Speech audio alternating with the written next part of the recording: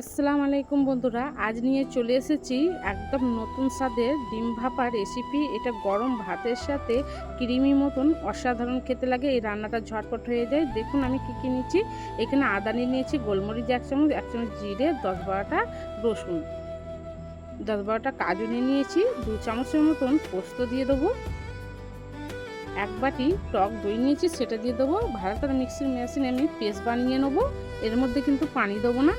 সব একসাথে ভালো করে পেস্ট বানিয়ে নিয়েছি। ভাপার জন্য আমি একটা টিফিন নিয়ে নেব। এর মধ্যে মশলাটা দিয়ে দেবো। মিক্সার মেশিনে অল্প পানি বুলিয়ে দিয়ে দেবো, মশলাটা যাতে নষ্ট না হয়। এর মধ্যে 1/2 চামচ হলুদ গুঁড়ো দিয়ে দেবো, 1/2 চামচ ধনে গুঁড়ো দিয়ে দেবো, স্বাদ অনুযায়ী নুন দিয়ে দেবো, ছোটো বাটির 1 বাটি তেল দিয়ে দেবো। সব একসাথে ভালো করে মিক্স করে নেবো আমি। দেখুন খুব ভালোভাবে মিক্স হয়ে গেছে। এর মধ্যে আমি 1/2 চামচ গরম মশলা গুঁড়ো দিয়ে দেবো। আবার কিছুক্ষণ ভালো করে মিক্স করে নিচ্ছি। এর মধ্যে এবার ডিম এক এক আমি ফাটিয়ে দিয়ে দেবো। সব ডিমগুলো আমি এতে এক একে ভেঙে ভেঙে দিয়ে দিচ্ছি।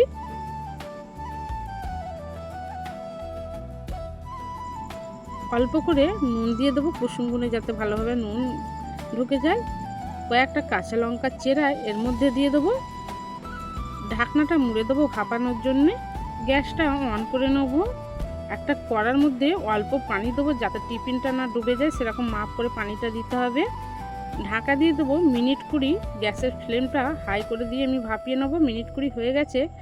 দেখুন এটা টিফিনটা ঠান্ডা করে আমি খুলে দেখিয়ে দেবো রান্নাটা কত সুন্দর হয়েছে। দেখুন খুব সুন্দরভাবে ভাপানো হয়ে গেছে। এর মধ্যে আমি 1 চামচের মতন ঘি দিয়ে দেবো। গন্ধটা খুব সুন্দর আসবে। খুব কম সময়ের মধ্যে এই রান্নাটা হয়ে যায়। খেতে কিন্তু অসাধারণ লাগে ডিম ভাপা রেসিপিটা। এটা রুটি গরম ভাতের সাথে যার সাথে খান খুব টেস্টি লাগে খেতে।